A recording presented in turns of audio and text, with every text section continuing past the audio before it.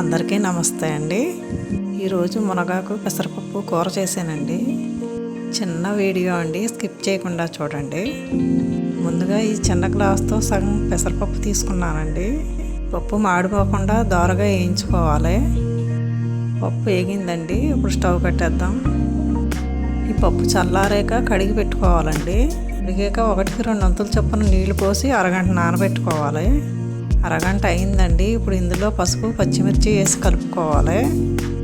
ఉడుకు మొదలయ్యాక మంట సిమ్లో పెట్టి మూత పెట్టి ఉడికించుకోవాలి. పప్పు సగం ఉడికాక ఇందులో మునగాకు వేసుకొని కలుపుకోవాలండి. అలాగే సరిపడా ఉప్పు కూడా వేసుకోవాలి.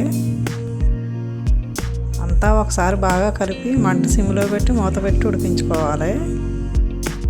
మునగాకు ఆరోగ్యానికి చాలా మంచిదండి.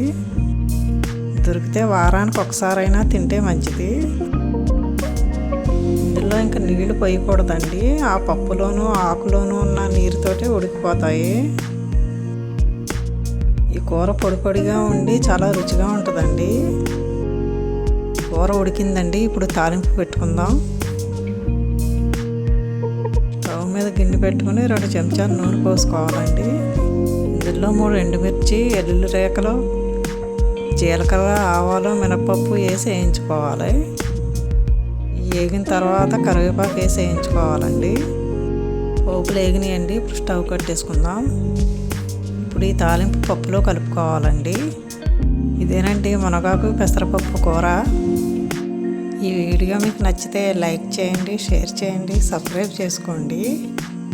ఉంటానండి.